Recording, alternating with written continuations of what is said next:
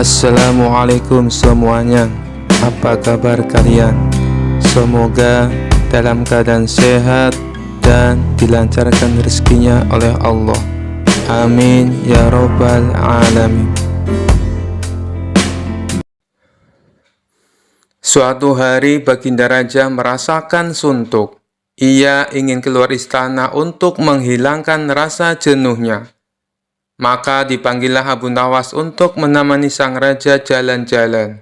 Singkat cerita, Abu Nawas dan Baginda Raja memulai perjalanannya. Saat dalam perjalanan, Abu Nawas selalu bercerita yang membuat Baginda Raja terhibur. Ketika melintasi tepian pantai, mereka berdua berhenti sejenak untuk beristirahat. Baginda Raja lalu membasuh muka dan tangannya dengan air laut. Langsung terbesit dalam benaknya akan sebuah pertanyaan. "Hei Abu Nawas, menurutmu kenapa air laut itu asin?" tanya Baginda Raja. "Karena air laut itu tidak mengalir kemana-mana, Paduka.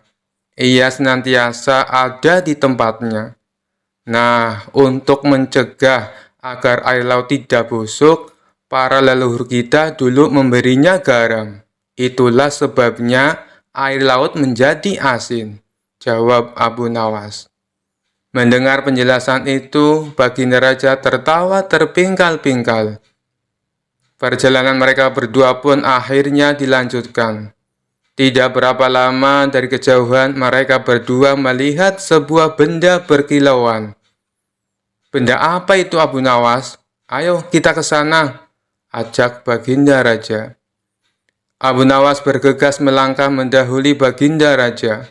Setelah benda itu diambil oleh Abu Nawas, ternyata hanya sebuah cermin. Abu Nawas pun segera membuangnya lagi. Melihat hal itu, Baginda Raja terkejut. "Kenapa dibuang Abu Nawas? Memangnya itu benda apa?" tanya Baginda Raja. "Benda yang sangat jelek, Paduka. Wajar saja kalau si pemiliknya membuangnya," jawab Abu Nawas. "Tapi benda itu terlihat berkilauan dari jauh," ujar Baginda Raja. "Kalau Paduka tidak percaya, ambil saja sendiri," balas Abu Nawas. Dikarenakan penasaran, Baginda Raja segera memungut benda itu. Setelah diamati, ternyata itu hanyalah sebuah cermin. Baginda Raja lalu berkata, "Ini kan cermin Abu Nawas. Kenapa kau bilang kalau benda ini sangat jelek?" tanya Baginda Raja. "Coba Paduka perhatikan baik-baik. Pasti Paduka akan menemukan kejelekannya," ujar Abu Nawas. Baginda Raja kembali mengamati cermin tersebut. Di situ Baginda Raja tidak menemukan kejelekan apa-apa. Yang ada hanya wajahnya sendiri di dalam cermin. "Nah, itu sudah tampak jeleknya. Ayo, lekas dibuang saja bendanya, Paduka," ucap Abu Nawas. Baginda Raja mulai memahami maksud ucapan Abu Nawas. "Kurang ajar kamu Abu Nawas," balasnya. Kisah selanjutnya. Pada suatu hari, Baginda Raja Harun al-Rasyid tersenyum sendiri manakala mendapati ayam betinanya bertelur. Beliau memanggil pengawal agar mengumumkan kepada rakyat bahwa kerajaan mengadakan sayembara untuk umum. Sayembara itu berupa pertanyaan yang mudah, tetapi memerlukan jawaban yang tepat dan masuk akal. Barang siapa yang bisa menjawab pertanyaan itu akan mendapatkan imbalan yang amat menggiurkan, 1 pundi penuh uang emas. Tetapi bila tidak bisa menjawab, maka akan mendapatkan hukuman, undian yang berisiko. Pada kondisi yang susah begini, sayembara seperti itu mengundang banyak peminat. Sayang beribu sayang, karena hukuman yang berat bila gagal menjawab, maka para peminat itu hanya bisa menelan air liur saja. Pundi-pundi uang emas itu sungguh memikat. Namun apa daya otak diragukan kecerdasannya. Mengingat beratnya hukuman yang akan dijatuhkan, maka hanya 4 orang yang nekat mengikuti sayembara itu. Abu Nawas yang mendengar sayembara raja langsung mendaftar.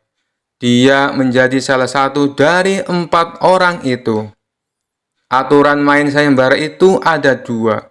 Pertama, jawaban harus masuk akal. Kedua, peserta harus mampu menjawab sanggahan dari Baginda Raja sendiri. Pada hari yang telah ditetapkan, para peserta sudah siap di depan panggung.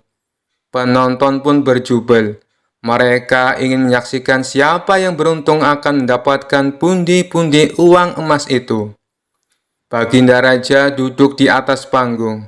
Beliau memanggil peserta pertama. Peserta pertama maju dengan tubuh gemetar. Baginda Raja bertanya, "Manakah yang lebih dahulu, telur atau ayam?" "Telur," jawab peserta pertama.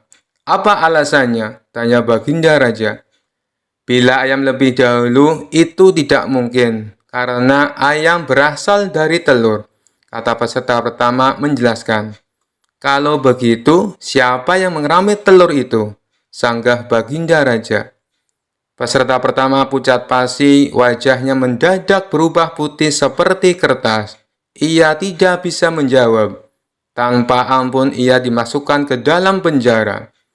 Kemudian peserta kedua maju dan berkata, "Paduka yang mulia, sebenarnya telur dan ayam tercipta dalam waktu yang bersamaan."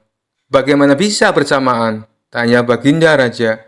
"Bila ayam lebih dahulu, itu tidak mungkin, karena ayam berasal dari telur. Bila telur lebih dahulu, itu juga tidak mungkin, karena telur tidak bisa menetas tanpa dierami," kata peserta kedua dengan mantap. "Bukankah ayam betina bisa bertelur tanpa ayam jantan?" sanggah Baginda Raja memojokkan. Peserta kedua bingung, ia pun dijebloskan ke dalam penjara. Lalu giliran peserta ketiga, ia berkata, "Tuanku yang mulia, sebenarnya ayam tercipta lebih dahulu daripada telur. Sebutkan alasanmu," kata Baginda Raja. "Menurut hamba, yang pertama tercipta adalah ayam betina," kata peserta ketiga meyakinkan. "Lalu, bagaimana ayam betina bisa beranak pinak seperti sekarang, sedangkan ayam jantan tidak ada?" tanya Baginda Raja memancing. "Ayam betina bisa bertelur tanpa ayam jantan. Telur diirami sendiri, lalu menetas dan menurunkan anak ayam jantan. Kemudian menjadi ayam jantan dewasa dan mengawini induknya sendiri." Peserta ketiga berusaha menjelaskan. "Bagaimana bila ayam betina mati sebelum ayam jantan yang sudah dewasa sempat mengawininya?" Peserta ketiga pun tidak bisa menjawab sanggahan Baginda Raja. Ia pun dimasukkan ke dalam penjara. Kini tiba giliran Abu Nawas. Ia berkata, "Yang pasti adalah telur dulu, baru ayam." "Coba terangkan secara logis," kata Baginda Raja ingin tahu. "Ayam bisa mengenal telur. Sebaliknya, telur tidak mengenal ayam," kata Abu Nawas singkat. Agak lama Baginda Raja merenung. Kali ini Baginda Raja tidak menyanggah alasan Abu Nawas. Penonton pun bersorak, Abu Nawas berhak atas hadiah pundi-pundi uang emas itu. Kisah selanjutnya. Dikisahkan Abu Nawas mempunyai tetangga seorang ateis. Ateis merupakan keyakinan yang tidak mempercayai adanya Tuhan.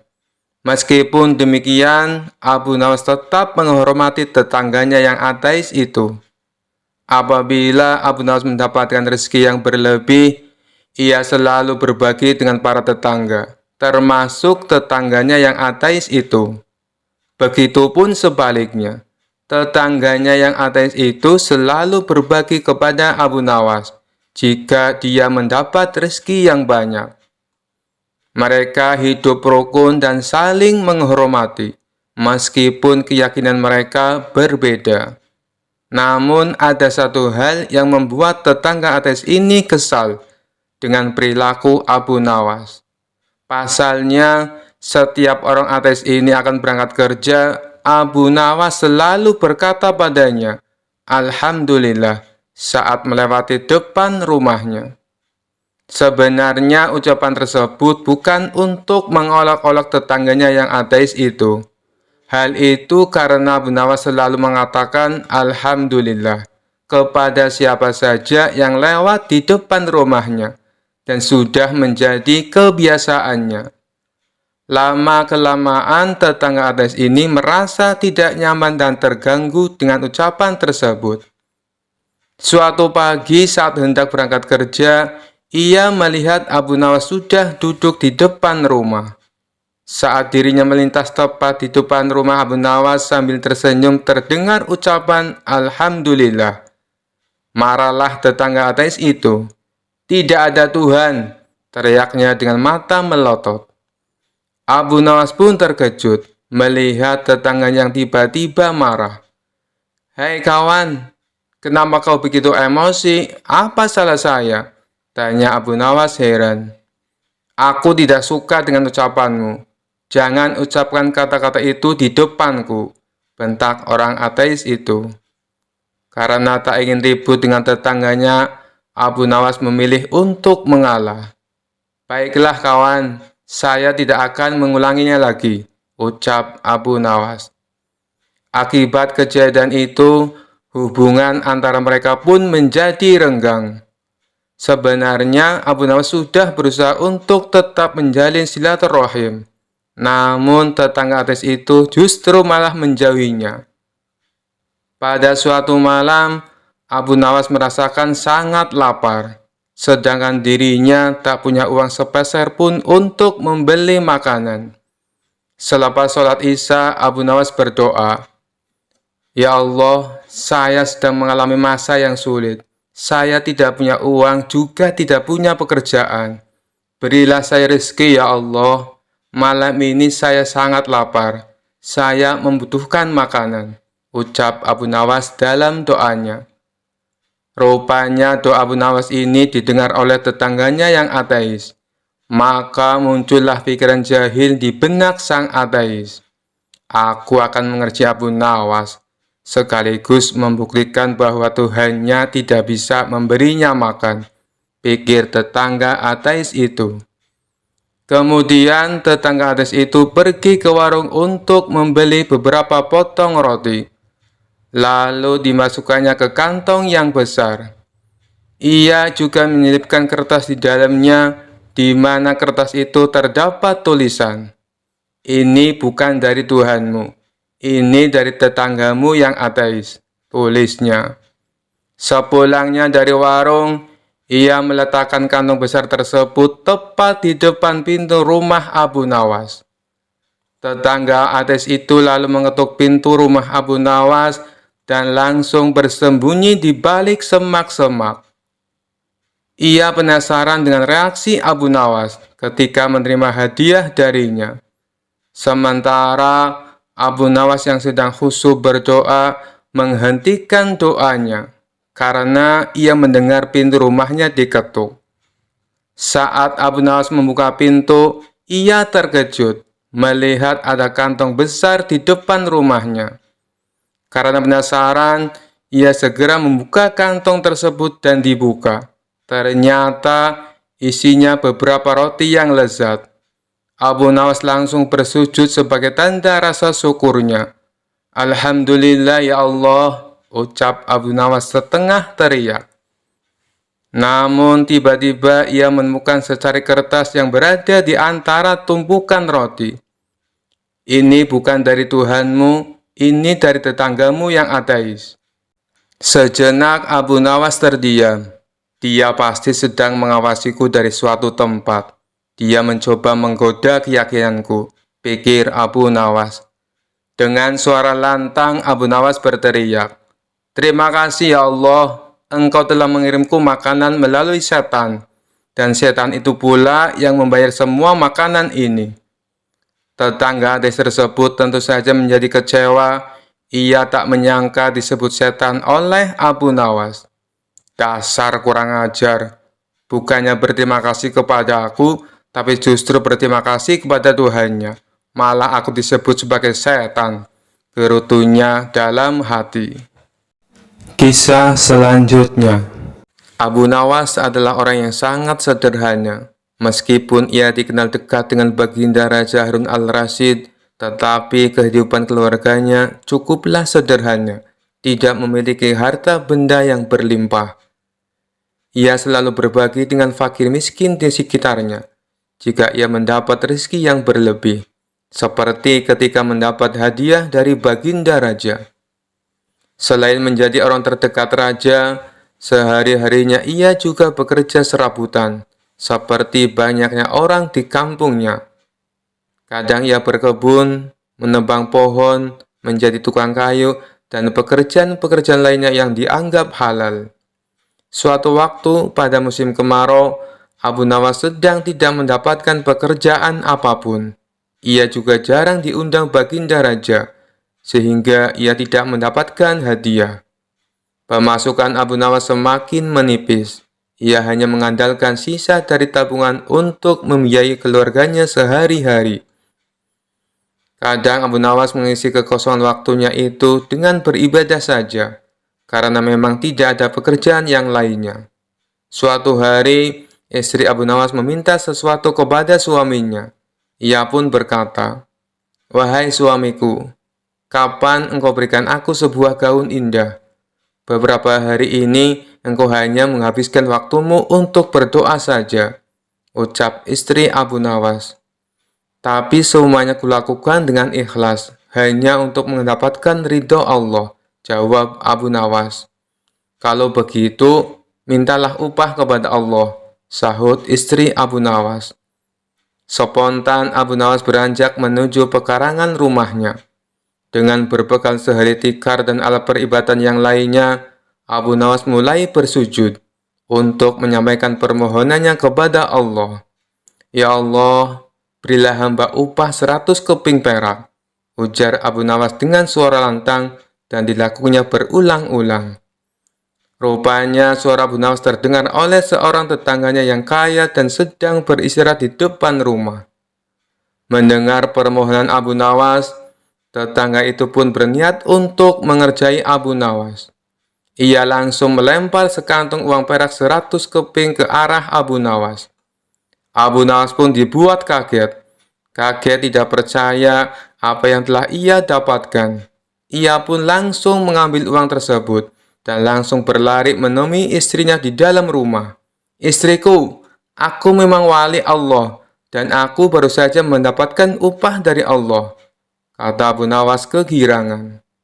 Melihat Abu Nawas sudah membawa lari uangnya, si tetangga pun tidak terima dan langsung menemui Abu Nawas untuk meminta uangnya kembali. "Hei Abu Nawas, kembalikan uang yang baru saja aku lemparkan tadi. Itu milikku," kata tetangganya itu. "Bagaimana mungkin uang itu milikmu? Aku memohon kepada Tuhan, dan uang yang jatuh itu pasti jawaban dari Tuhan," jawab Abu Nawas. Karena Abu Nawas tetap bersikeras tidak mau mengembalikan uang tersebut, tetangga usir itu pun memutuskan menyelesaikan permasalahan itu di pengadilan. Sehari setelah itu, Abu Nawas pun dipanggil ke pengadilan. Hakim mulai bertanya, "Hei Abu Nawas, engkau hadir di sini karena suatu perkara. Engkau telah disangka mengambil kepunyaan tuan ini," kata Tuan Hakim sambil menunjuk ke arah tetangga Abu Nawas. "Apa pembelaanmu, wahai Abu Nawas?" tambah Tuan Hakim. "Tetangga saya ini gila, Tuan Hakim. Ia pikir semua yang ada di dunia ini adalah miliknya. Coba tanyakan saja, misalnya jubah saya, keledai saya, tentu semua diaku sebagai miliknya," jawab Abu Nawas. "Tapi itu memang milikku," teriak tetangga yang kaget akan pernyataan Abu Nawas tersebut. Abu Nawas kemudian menceritakan seluruh kronologi kejadian tentang doa yang dilakukannya untuk mendapatkan uang 100 keping perak. Hakim akhirnya memutuskan jika Abu Nawas tidak bersalah dan uang itu adalah sah milik Abu Nawas karena ia sudah memohon kepada Tuhan dan uang itu jatuh sendiri kepadanya. Kisah selanjutnya. Suatu hari Abu Nawas akan melakukan perjalanan yang kebetulan harus melewati perbukitan kecil. Daerah tersebut merupakan tempat tinggal jin raksasa jahat. Salah seorang warga setempat melarang niat Abu Nawas ini. "Tuan, Lebih baik urungkan niat Anda. Carilah jalan yang lain saja, ujar warga tersebut. Memangnya kenapa? Tanya Abu Nawas penasaran. Perbukitan itu sangat angker. Ada jin raksasa yang jahat. Dia tidak segan-segan membunuh siapa saja yang berani ke sana, jawab warga tersebut. Setelah mendengar penuturan warga itu, Abu Nawas sejenak termenung. Tapi ini adalah jalan satu-satunya. Tidak ada jalan yang lain lagi, pikirnya. Setelah berpikir matang-matang dengan segenap keberanian, akhirnya Abu Nawas nekat melewati perbukitan kecil tersebut. Benar saja, baru beberapa langkah menginjakkan kaki di sana, tiba-tiba muncul sosok makhluk raksasa yang tidak lain adalah jin jahat. Hai manusia, lancang sekali kau kemari. Kamu mau cari mati? Bentak jin raksasa jahat. Tidak, aku hanya numpang lewat, karena ini adalah jalan satu-satunya, jawab Abu Nawas. Kamu tahu, ini adalah daerah kekuasaanku. Siapapun dilarang lewat sini, kata jin raksasa jahat memberitahu.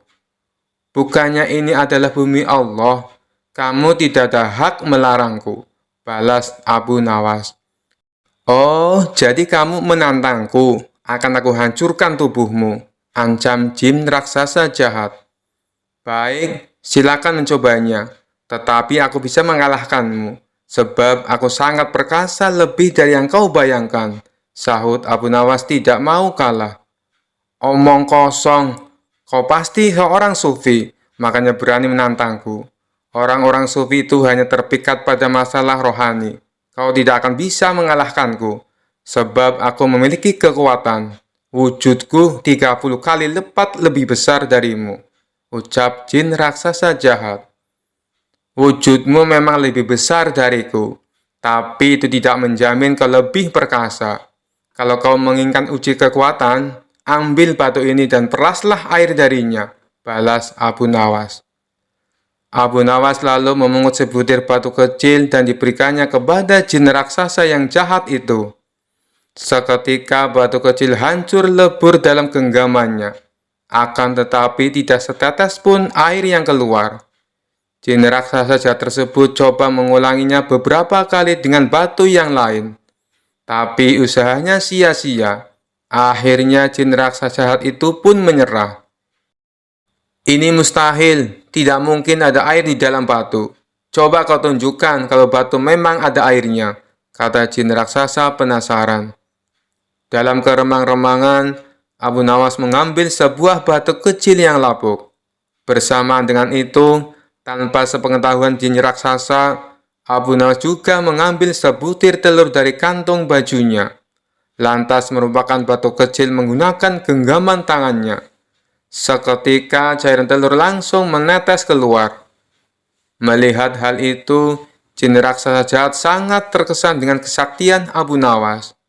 Kamu luar biasa. Menginaplah di tempat tinggalku malam ini. Akan kujamu kau dengan bermacam hidangan, ajak jin raksasa. Abu Nawas pun mengikutinya masuk ke sebuah gua yang sangat besar. Sesampainya di dalam sana, ia melihat banyak sekali harta dan perhiasan.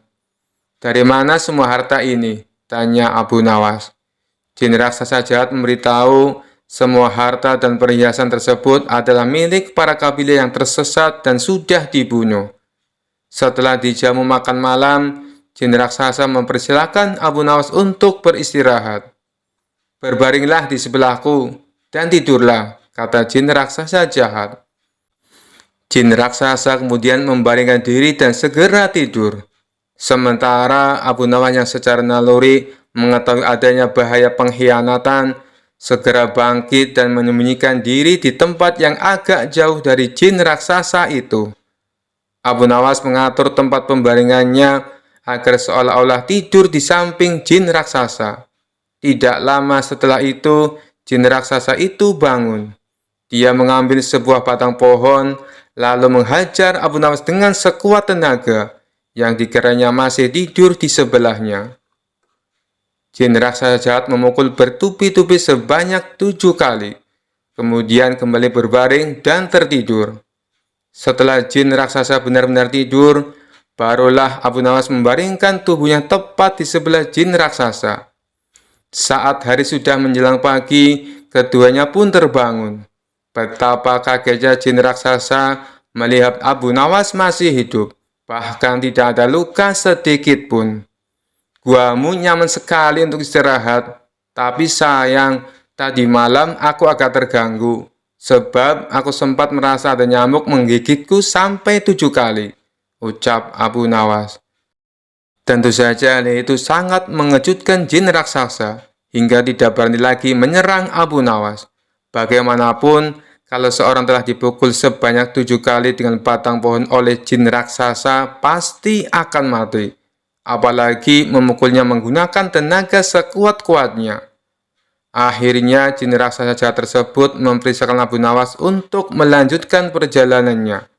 Berkat kecerdikannya, Abu Nawas pun selamat dari pembunuhan. Kisah selanjutnya. Suatu hari, istana Baginda Raja kedatangan tamu sekelompok orang Syiah. Tujuan mereka adalah ingin menantang debat agama kepada para ulama di kota itu. Sebagai tuan rumah yang baik, tentu Baginda Raja menyambutnya dengan ramah. Setelah mereka dipersilahkan duduk, salah satu dari mereka berkata, "Maaf Paduka yang mulia, bukannya kami bermaksud kurang ajar, tapi kami hanya ingin menguji sampai seberapa tinggi ilmu agama para ulama di kota ini." Baginda Raja membalas, "Oh, tidak apa-apa, justru saya malah tertarik, sekaligus bisa menambah wawasan ilmu agama." Baginda Raja lalu memanggil beberapa ulama kota Baghdad yang berilmu tinggi. Tapi sayangnya saat berdebat, tak ada satupun ulama Baghdad yang bisa menandingi keilmuan sekelompok orang Syiah. Kala itu Baginda Raja hampir saja menanggung malu. Pasalnya para ulama yang ia andalkan harus menelan kekalahan. Tiba-tiba penasihat istana membisikkan sesuatu ke telinga Baginda Raja. "Kenapa tidak undang saja Abu Nawas? Orang seperti mereka pasti akan kewalahan menghadapinya," ujar penasihat istana menyarankan. Usulan penasihat istana membuat Baginda Raja merasa mendapatkan angin segar. Ia pun langsung menyetujuinya. Kemudian Baginda Raja berkata kepada sekelompok orang Syiah, "Di kota ini masih ada seorang ahli ilmu yang juga tak kalah cerdas. Apakah kalian berani?" tanya Baginda Raja. "Tentu saja, Paduka. Siapa orangnya? Segera hadirkan ke sini," tantang mereka. Maka diperintahkanlah beberapa pengawal istana untuk menjemput Abu Nawas di rumahnya. "Tuan Abu, Anda diperintah Baginda Raja untuk segera menghadap ke istana," kata salah satu pengawal. "Ada apa? Bukannya kemarin aku sudah ke istana," jawab Abu Nawas. "Benar Tuan Abu, tapi kali ini Baginda Raja sangat membutuhkan Anda," balas pengawal. "Memangnya kenapa?" tanya Abu Nawas penasaran. "Di istana ada sekelompok orang Syiah. Mereka menantang debat ilmu agama kepada siapa saja," jawab pengawal. "Kenapa tidak undang saja para ulama? Tentu mereka lebih pandai daripada aku," ujar Abu Nawas. "Sudah Tuan Abu, tapi mereka semua tidak bisa berkutik," kata pengawal. Akhirnya Abu Nawas pun terpaksa memenuhi panggilan Baginda Raja. Singkat cerita, sampailah Abu Nawas di istana. Di sana, nampaklah para ulama Syiah sedang duduk berkumpul di sebuah aula kerajaan. Tidak seperti biasanya, Abu Nawas memasuki aula sambil menenteng sandal miliknya. Melihat hal itu membuat Baginda Raja dan sekelompok orang Syiah dibuatnya terheran-heran. Kemudian sekelompok orang Syiah bertanya kepadanya, "Kamu ini aneh, kenapa kau tenteng sandalmu masuk ke dalam?" Dengan santainya Abu Nawas menjawab, Saya teringat peristiwa zaman Rasulullah masih hidup. Para kelompok Syiah suka mencuri sandal, makanya saya bawa masuk, takut sandalnya hilang. Jawaban Abu Nawas tersebut sontak membuat sekelompok orang Syiah semakin bertambah heran. Begitu juga dengan Baginda Raja. Kamu jangan ngarang cerita palsu. Zaman Rasulullah, ajaran Syiah belum ada. Protes mereka. Kalau begitu, diskusi perdebatan kita selesai. Dari mana ajaran agama Islam kalian? Kalau di zaman Rasulullah saja belum ada Syiah. Balas Abu Nawas. Kemudian Abu Nawas langsung lawyer pergi meninggalkan mereka. Sementara sekelompok orang-orang Syiah ini tak bisa membantah pernyataan Abu Nawas. Baginda Raja yang menyaksikan hal itu seketika tertawa terpinggal-pinggal sembari memuji kecerdasan Abu Nawas. Kisah selanjutnya. Kabar kecerdikan dan kecerdasan Abu Nawas kian tersebar di seluruh penjuru negeri Baghdad. Cara menyelesaikan masalah Abu Nawas sangat nyeleneh, namun selalu memberi keputusan yang adil. Nama Abu Nawas pun sampai ke istana, hingga ke telinga Baginda Raja Harun al-Rasyid. Suatu hari, Raja mengumpulkan semua menterinya di istana dan menanyakan soal Abu Nawas. Adakah di antara kalian yang paham dengan Abu Nawas? Tanya Raja mengawali pembicaraan. Mendengar pertanyaan Baginda Raja, seketika itu pula seluruh menteri yang hadir berdiri sambil menundukkan kepala, pertanda bahwa mereka juga mendengar nama Abu Nawas. Apakah kalian tahu di mana Abu Nawas tinggal? Tanya Baginda Raja lagi. Kemudian salah satu menteri maju dan mengungkapkan bahwa dirinya tahu di mana Abu Nawas tinggal. Hamba tahu tempat tinggal Abu Nawas, wahai Paduka yang mulia, kata menteri tersebut. Saat itu juga rasa penasaran Baginda Raja ingin mengetahui sosok Abu Nawas kian besar. Dia kemudian memerintahkan pengawal mempersiapkan kuda menuju rumah Abu Nawas.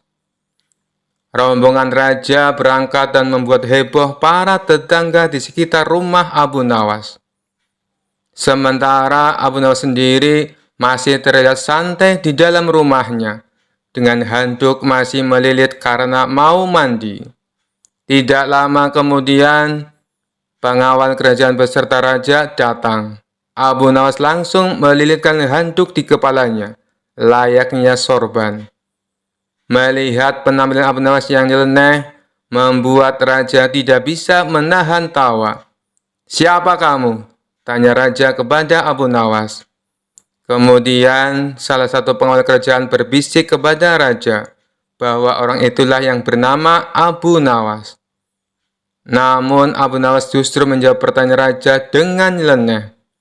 Saya ini adalah Dewa Bumi Paduka yang mulia. Mendapat jawaban itu, Raja tidak mau kalah cerdik. Kemudian meladeni dengan pertanyaan yang nyeleneh juga kepada Abu Nawas. Jika kamu memang Dewa Bumi, tolong besarkan bentuk mata para pengawalku yang sipit ini, pinta Baginda Raja. Abu Nawas yang cerdik juga tidak mau kalah. Dia kemudian langsung memberi jawaban yang membuat Raja kagum. Ampun Baginda Raja, untuk membesarkan bentuk mata prajurit Baginda, itu adalah tugas Dewa Langit. Saya ini Dewa Bumi, dan hanya bertugas bagian pusar ke bawah. Sedangkan pusar ke atas itu tugas Dewa Langit. Las Abu Nawas. Raja pun tertawa dengan jawaban itu, dan mengundang Abu Nawas datang ke istananya. Begitu tiba di istana, Abu Nawas diajak masuk ke ruangan Raja yang di situ hanya ada mereka berdua. Tidak lama kemudian, datang istri Raja atau permaisuri membawa 5 butir telur. Saat itu juga terlintas di pikiran Raja untuk memberikan pertanyaan sulit kepada Abu Nawas. Hei Abu Nawas, tolong bagi 5 butir telur ini kepada 3 orang secara adil tapi tanpa dipecah, tantang Baginda Raja. Tentu saja perintah itu membuat Abu Nawas harus berpikir keras. Namun karena dia sangat cerdas, perintah itu pun langsung dijalankan oleh Abu Nawas. 1 telur untuk Baginda, karena Baginda Raja sudah memiliki 2 telur. Kemudian 1 telur untuk hamba, karena hamba juga sudah punya 2 telur. Dan yang terakhir untuk permaisuri 3 telur, karena beliau sama sekali tidak punya telur, kata Abu Nawas. Sejenak Baginda Raja terdiam. Ia masih bingung dengan maksud jawaban Abu Nawas. Tidak lama kemudian, Raja menyadari maksud ucapan Abu Nawas. Dia pun langsung tertawa terbahak-bahak bersama sang permaisuri. Kamu memang cerdas, Abu Nawas. Ini ada hadiah untukmu, karena kau telah berhasil membuat kami terhibur, ujar Baginda Raja. Sejak saat itu, Abu Nawas selalu diundang Raja untuk menemaninya sekaligus memberikan perjalanan sulit kepada Abu Nawas. Kisah selanjutnya. Pada suatu hari, Raja Harun al-Rasyid memanggil Abu Nawas menghadap ke istana. Kali ini Raja ingin menguji kecerdikan Abu Nawas. Sesampainya di hadapan Raja, Abu Nawas pun menyembah. Dan Raja bertitah, "Hai Abu Nawas, aku menginginkan 6 ekor lembu berjenggot yang pandai bicara. Bisakah engkau mendatangkan mereka dalam waktu 1 minggu? Kalau gagal, akan aku penggal lehermu." "Baiklah Baginda, hamba junjung tinggi titah tuanku," jawab Abu Nawas. Semua penggawa istana yang hadir pada saat itu berkata dalam hati, "Mampuslah kau Abu Nawas." Abu Nawas bermohon diri dan pulang ke rumah. Begitu sampai di rumah, ia duduk berdiam diri merenungkan keinginan Raja. Seharian ia tidak keluar rumah, sehingga membuat tetangga heran. Ia baru keluar rumah setelah seminggu kemudian, yaitu batas waktu yang diberikan oleh Baginda Raja kepadanya. Ia segera menuju ke rumah orang banyak, lalu berkata, "Hai orang-orang muda, hari ini hari apa?" Orang-orang yang menjawab benar akan dia lepaskan, tetapi orang-orang yang menjawab salah akan ia tahan. Dan ternyata tidak ada seorang pun yang menjawab dengan benar. Tak ayal, Abu Nawas pun marah-marah kepada mereka. "Begitu saja kok nggak bisa jawab? Kalau begitu, mari kita menghadap Baginda Raja untuk mencari tahu kebenaran yang sesungguhnya." Keesokan harinya, istana Baghdad dipenuhi warga yang ingin tahu kesanggupan Abu Nawas membawa 6 ekor lembu berjenggot. Sampai di depan Raja Harun al-Rasyid, ia pun menghaturkan sembah dan duduk dengan khidmat. Lalu Raja berkata, "Hei Abu Nawas, mana lembu berjenggot yang pandai bicara itu?" Tanpa banyak bicara, Abu Nawas pun menunjuk ke 6 orang yang dibawanya itu. "Inilah mereka Baginda." "Hei Abu Nawas, apa yang kau tunjukkan kepadaku itu?" "Ya Baginda." "Tanyalah pada mereka, hari ini hari apa sekarang?" jawab Abu Nawas. Ketika Raja bertanya, ternyata orang-orang itu memberikan jawaban yang berbeda-beda. Maka berujarlah Abu Nawas, "Jika mereka manusia, tentunya tahu hari ini hari apa. Apalagi jika tuanku menanyakan hari yang lain, akan tambah pusinglah mereka. Manusia atau hewankah mereka ini? Inilah lembu berjenggot yang pandai bicara itu, tuanku." Raja heran melihat Abu Nawas pandai melepaskan diri dari ancaman hukuman. Maka Raja pun memberikan hadiah 5.000 dinar kepada Abu Nawas. Kisah selanjutnya. Diceritakan suatu hari Baginda Raja mengundang beberapa ulama berkumpul di istananya. Tentu saja Abu Nawas juga hadir dalam pertemuan tersebut. Tujuan Baginda Raja mengundang mereka untuk membahas tentang berbagai masalah hukum agama. Dengan begitu, beliau tetap bisa menimba ilmu tanpa harus meninggalkan istananya. Ulama fikih menyampaikan keilmuannya seputar halal haram dalam hukum agama Islam. Ulama tauhid menyampaikan keilmuannya seputar keesaan Allah Subhanahu wa Ta'ala beserta kekuasaannya yang meliputi alam semesta. Begitu juga dengan ulama yang lainnya. Setelah masing-masing ulama menyampaikan ilmu sesuai bidangnya, tibalah giliran Abu Nawas. Dikarenakan bingung harus menyampaikan apa, Abu Nawas pun berkata, "Ampun Paduka yang mulia, apa yang ingin Paduka dengar dari hamba? Hamba rasa para ulama ini sudah menyampaikan semuanya." "Kalau menurutmu demikian, baiklah. Berarti sekarang waktunya untuk tanya jawab," ucap Baginda Raja. "Abu Nawas, apa yang kau ketahui tentang rezeki?" tanya Baginda Raja. "Kita semua pasti meyakini bahwa rezeki datangnya dari Allah Subhanahu wa Ta'ala. Sebagaimana dalam firman-Nya, tidak ada suatu binatang melata pun di bumi, melainkan Allah lah yang memberi rezekinya. Jelas Abu Nawas. Rezeki itu bisa datang dari mana saja, Paduka. Kita sebagai manusia cukup bertawakal dengan benar. Niscaya rezeki akan datang kepada kita. Lakukan yang menjadi bagianmu. Selanjutnya, biarkan Allah yang mengurus lainnya." Ini berdasarkan hadis Nabi yang berbunyi, "Andai kalian bertawakal kepada Allah sebenar-benar tawakal, niscaya Allah akan berikan rezeki kepada kalian. Sebagaimana Dia memberikan rezeki kepada burung yang pergi dalam keadaan lapar, lalu pulang dalam keadaan kenyang." Papar Abu Nawas. Ternyata pandangan Abu Nawas mengenai rezeki tidak sama dengan para ulama yang hadir. "Wahai Abu Nawas, seandainya seekor burung tidak keluar dari sangkarnya, bagaimana mungkin ia akan mendapatkan rezeki?" tanya salah satu ulama. "Untuk mendapatkan rezeki dibutuhkan usaha dan kerja keras, Abu Nawas.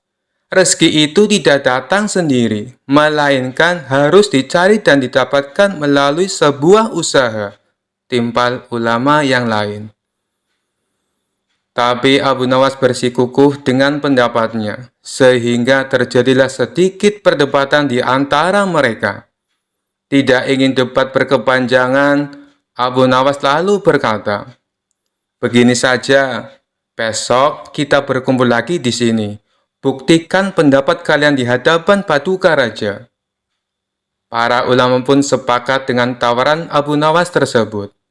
Abu Nawas dan para ulama kemudian pamit kepada Baginda Raja meninggalkan istana. Setelah berpamitan kepada Baginda Raja, Abu Nawas pun segera pulang ke rumahnya, sebab ia harus mengajar murid-muridnya. Sementara para ulama tersebut sibuk mencari cara untuk membuktikan pendapat mereka. Sampai pada akhirnya, saat berjalan pulang menyusuri sebuah desa, para ulama melihat penduduk setempat sedang panen buah kurma. Kemudian, terbesitlah niatan untuk membantu warga. Setelah selesai dengan pekerjaannya, para ulama ini mendapat imbalan beberapa ikat buah kurma dari warga setempat. Mereka senang bukan main. Para ulama itu senang bukan karena mendapatkan kurma, tetapi memiliki alasan untuk menyampaikan kepada Abu Nawas dan Baginda Raja bahwa pendapat mereka soal rezeki adalah benar.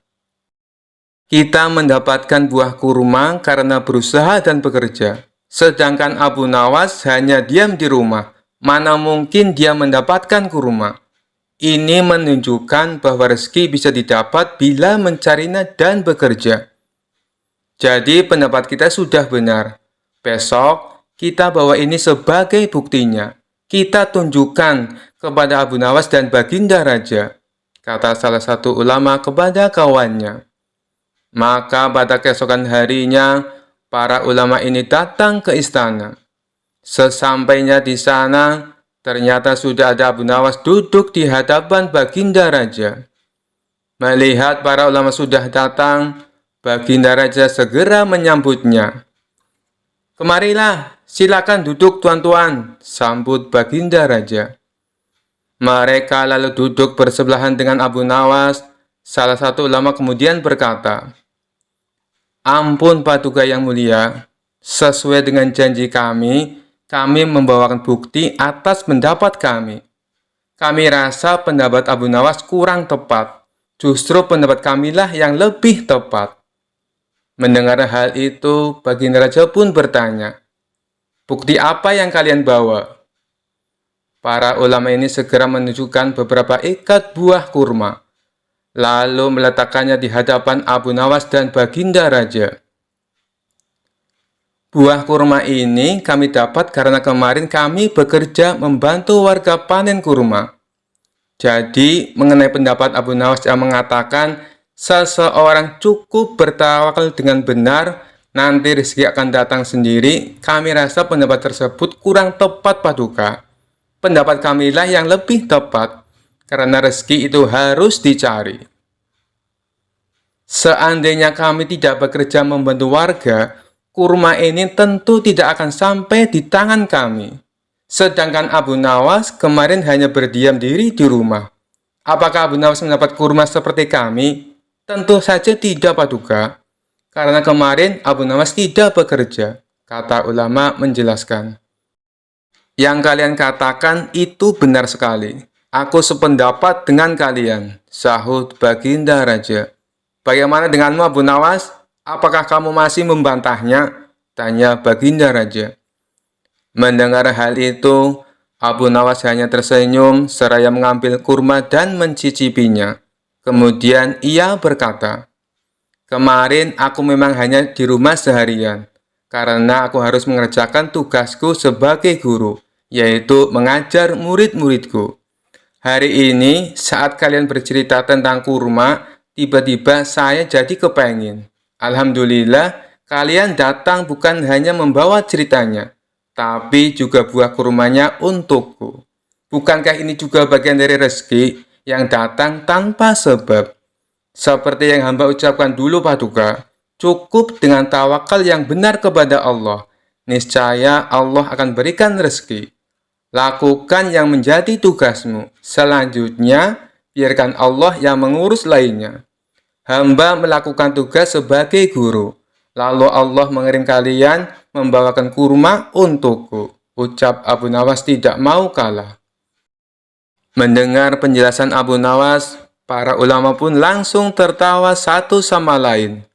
"Kamu memang cerdik Abu Nawas," puji Baginda Raja.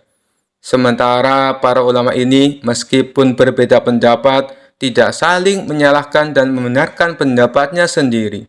Begitulah indahnya Islam, apabila saling menghormati perbedaan pendapat. Kisah selanjutnya. Rumah Abu Nawas konon pernah didatangi Abu Jahil yang terkenal pelit. Ia lalu menjelaskan tujuan kedatangannya.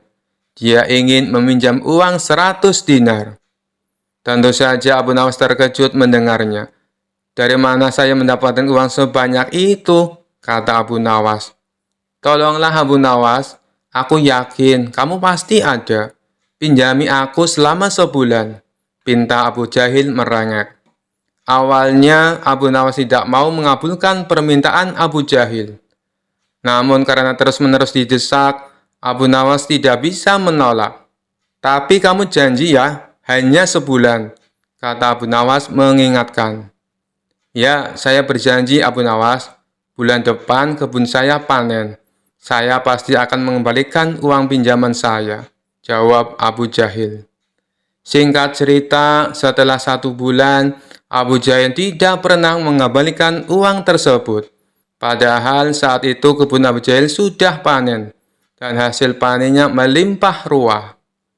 Payah Abu Jahil, dia tidak menepati janjinya, batin Abu Nawas. Karena membutuhkan uang, Abu Nawas terpaksa pergi ke rumah Abu Jahil untuk menagih hutangnya. "Bagaimana dengan janjimu Abu Jahil?" Katanya kamu akan mengembalikan uang itu dalam waktu sebulan, kata Abu Nawas. Abu Jahil menjawab bahwa dia tidak bisa membayar hutangnya.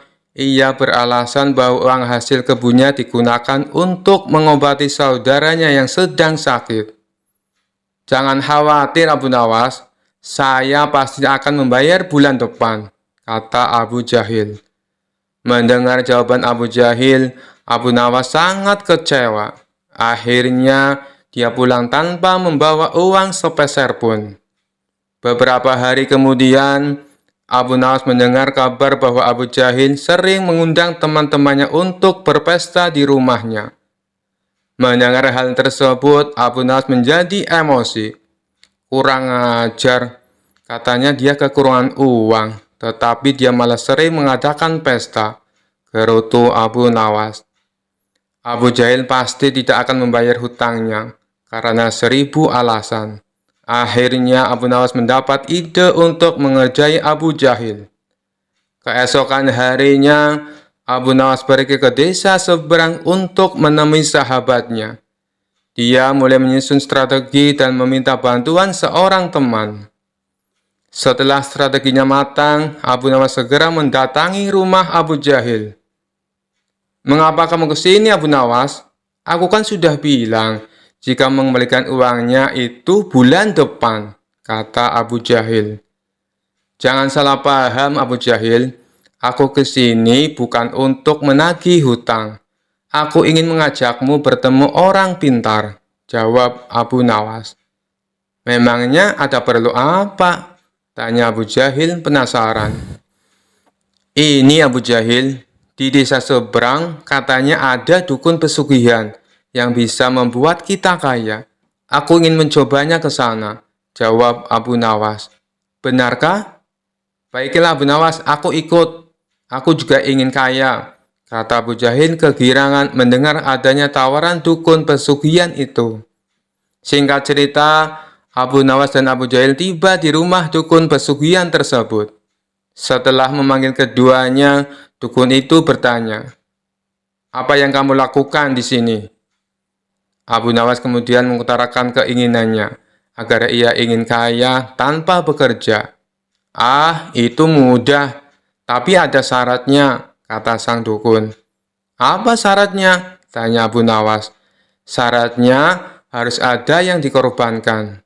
Tapi jangan khawatir, korbannya tidak harus dari keluarga. Orang lain juga bisa dikorbankan. Tapi orang lain itu adalah orang yang terkait dengan hartamu," jawab sang dukun. "Apa maksudmu? Aku tidak mengerti," tanya Abu Nawas lagi. "Ya, misalnya siapapun yang berhutang uang kepadamu, orang itu dapat digunakan sebagai korban, meskipun dia bukan anggota keluargamu," jawab sang dukun.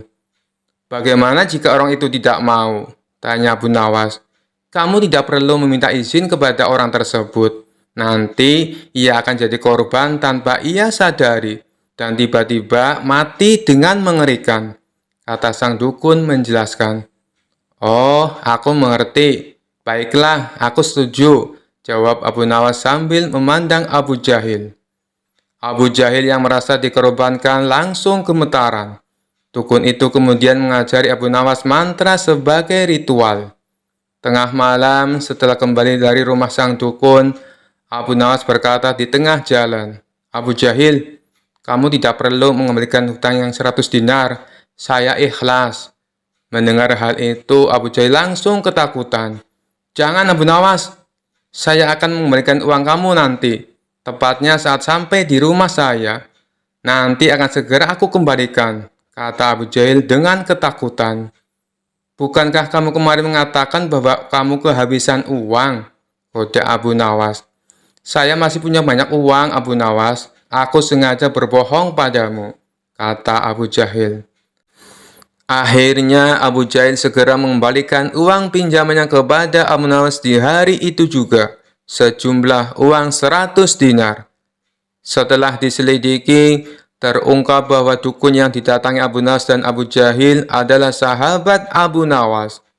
Taktik ini sengaja diatur oleh Abu Nawas dan kawannya tersebut, agar Abu Jahil segera melunasi hutangnya. Kisah selanjutnya. Alkisah, suatu hari Abu Nawas sedang bepergian ke suatu tempat karena ada suatu urusan. Di dalam perjalanannya, ia melihat seorang pemuda yang hendak melompat dari sebuah jembatan. Kemudian Abu Nawas menghampiri pemuda tersebut sambil berteriak, "Jangan melompat dari tempat itu." Setelah sampai ke jembatan di mana pemuda tersebut berada, Abu Nawas langsung melontarkan pertanyaan. "Mengapa di usiamu yang begitu muda berpikir untuk terjun ke dalam air yang sangat dingin itu?" tanya Abu Nawas. "Karena bosan hidup," jawab pemuda tersebut. Tentu saja jawaban dari pemuda tersebut tidak bisa diterima oleh Abu Nawas begitu saja. Maka Abu Nawas pun kembali berkata, "Anak muda, dengarkan saya. Jika kamu terjun ke sungai itu, saya harus terjun juga menyusulmu untuk menyelamatkanmu. Air itu dingin sekali. Saya baru saja sembuh dari radang paru-paru. Tahu maksud saya bisa mati. Saya mempunyai istri dan anak. Apakah kamu mau hidup dengan beban pikiran seperti ini?" ujar Abu Nawas. "Tentu saja tidak," jawab pemuda itu kepada Abu Nawas. "Maka dengarkan saya, jadilah orang baik-baik, bertobatlah, dan Allah akan mengampunimu. Pulanglah. Nah, dalam kesendirianmu dan di rumah yang sepi itu, gantunglah dirimu," ujar Abu Nawas seraya balik kanan pergi.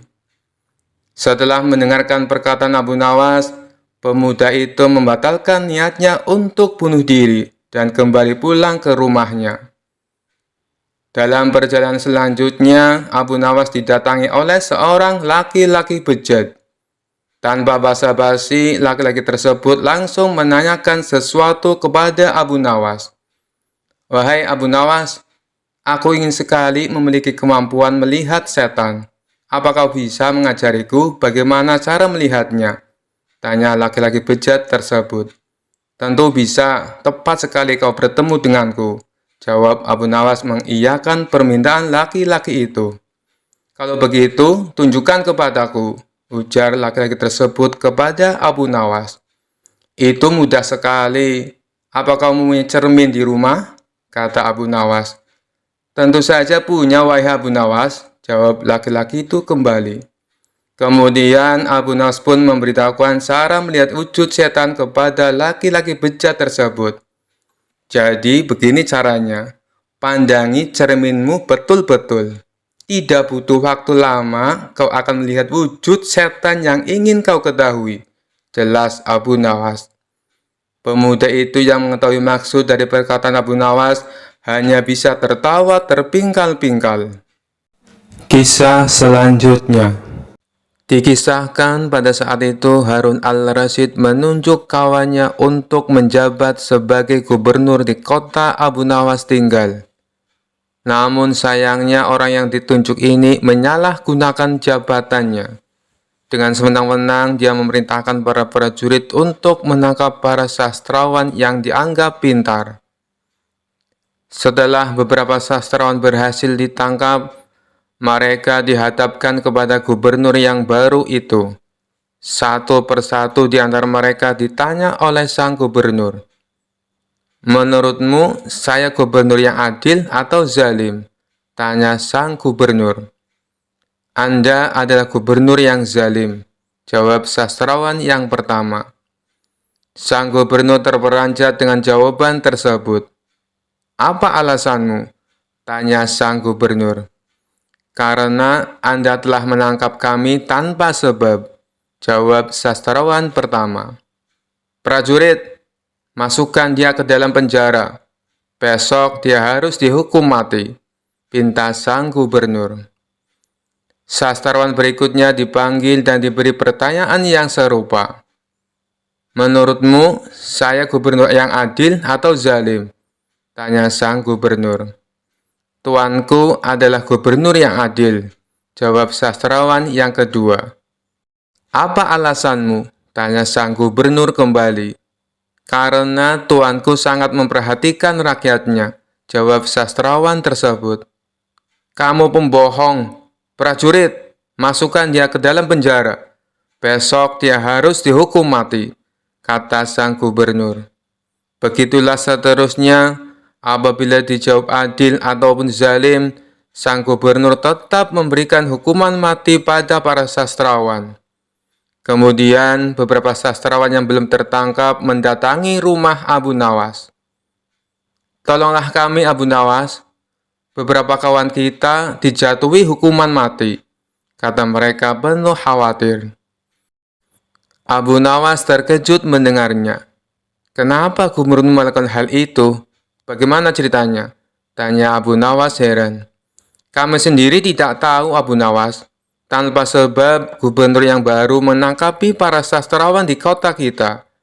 Lalu mereka ditanya satu persatu, apakah dia gubernur yang adil atau zalim? Bila jawabannya zalim, akan dihukum mati. Bila jawabannya adil, juga tetap akan dihukum mati, kata mereka menjelaskan. Pasti gubernur sakit, dia sudah tidak waras, ucap Abu Nawas. Itulah kenapa kita ke sini Abu Nawas. Kita mendatangimu agar kau menyelamatkan kawan-kawan kita. Sebab rencananya besok kawan-kawan kita akan dihukum mati, tutur mereka. Baiklah, aku akan ke istana gubernur sekarang juga. Kalian pulanglah, ucap Abu Nawas. Maka berangkatlah Abu Nawas ke istana. Sesampainya di tempat gubernur, Abu Nawas langsung menghadap sang gubernur. Melihat kehadiran Abu Nawas, sang gubernur langsung emosi. Ngapain kau datang ke istanaku? Tanya sang gubernur. Saya mendengar kabar Anda menyuruh beberapa prajurit untuk menangkapi para sastrawan pintar di kota ini. Tapi kenapa aku tidak ditangkap? Saya sangat tersinggung, jawab Abu Nawas. Oh, jadi kamu menganggap dirimu bagian dari mereka? Tanya sang gubernur. Tentu saja, masyarakat di kota ini tahu siapa aku. Aku adalah sastrawan terpandai di kota ini, balas Abu Nawas. Baiklah, Algojo, tangkap Abu Nawas dan penggal lehernya, perintah sang gubernur. Tunggu dulu, sebelum leherku dipenggal, perintahkan Algojomu agar jangan sampai merusak rambutku, sebab aku baru saja keluar dari tukang cukur, sahut Abu Nawas. Mendengar itu, sang gubernur langsung tertawa terpingkal-pingkal. Itulah jiwa kesatria yang aku kagumi darimu. Aku mengampunimu Abu Nawas, kata sang gubernur. Bolehkah aku meminta satu permintaan? Tanya Abu Nawas. Apa permintaanmu? Katakan saja, jawab sang gubernur. Saya juga minta pengampunan untuk kawan-kawanku, pinta Abu Nawas. Sejenak sang gubernur terdiam. Aku akan mengabulkan permintaanmu, tapi ada syaratnya. Kamu harus bisa menjawab 3 pertanyaanku, ujar sang gubernur. Baik Tuan, saya siap menjawabnya, sahut Abu Nawas. Menurutmu, aku gubernur yang adil atau zalim? Tanya sang gubernur. Tuan bukan gubernur yang adil, bukan pula gubernur yang zalim. Orang-orang yang zalim itu adalah kita. Sedangkan Tuan adalah pedang keadilan yang membalas kezaliman, jawab Abu Nawas. Luar biasa, jawabanmu sungguh menakjubkan Abu Nawas. Sekarang pertanyaan yang kedua. Mana yang lebih bermanfaat, matahari atau bulan? Tanya sang gubernur. Matahari terbit di siang hari bersamaan dengan terangnya dunia. Maka menurutku matahari kurang bermanfaat. Sementara bulan terbit di waktu malam yang menerangi dunia dan menjadikannya seperti siang. Maka menurutku manfaat bulan lebih besar, jawab Abu Nawas. Sang gubernur pun tertawa dengan jawaban Abu Nawas. Meskipun nyeleneh tapi masuk akal. Baiklah Abu Nawas, sekarang pertanyaan yang terakhir. Menurutmu warna angin itu apa? Tanya sang gubernur. Warna angin itu merah Tuan, jawab Abu Nawas enteng. Apa alasanmu? Tanya sang gubernur kembali. Kalau kita masuk angin, lalu badan kita dikerok, pasti akan muncul warna merah pada tubuh kita. Itu menunjukkan kalau anginnya sedang keluar. Berarti warna angin itu adalah merah, jawab Abu Nawas. Untuk kedua kalinya sang gubernur dibuatnya tertawa terpingkal-pingkal. Kamu memang cerdik, Abu Nawas. Kamu mendapatkan apa yang kau inginkan. Ternyata apa yang dikatakan Baginda Raja tentangmu memang benar, Abu Nawas, tutur sang gubernur. Abu Nawas spontan kaget mendengar nama Baginda Raja disebut. Maksudnya Tuan bagaimana? Tanya Abu Nawas penasaran. Sebelum aku ditugaskan kemari, Baginda Raja memberitahu saya kalau di kota ini banyak sastrawan pintar, dan di antara sastrawan yang paling cerdik adalah kamu. Saya berniat memanggil mereka untuk saya kasih hadiah, tapi sebelumnya saya ingin mengerjai mereka dulu. Ternyata kamu malah datang untuk membantu mereka, dan ini adalah suatu kesempatan bagi saya untuk menguji kecerdasanmu, jelas sang gubernur. Jadi, hukuman mati yang Tuhan berikan hanya pura-pura? Tanya Abu Nawas kaget. Benar, Abu Nawas, saya hanya ingin mengerjai mereka sebelum aku memberikan hadiah kepada mereka, jawab sang gubernur. Abu Nawas pun terdiam sejenak. Kurang ajar, ternyata aku masuk ke dalam perangkapnya. Tunggu saja pembalasanku nanti, ucap Abu Nawas dalam hati. Sekian dulu perjumpaan kita kali ini. Sampai bertemu lagi di kisah-kisah selanjutnya. Terima kasih yang sudah subscribe dan setia menonton channel ini. Wassalamualaikum warahmatullahi wabarakatuh.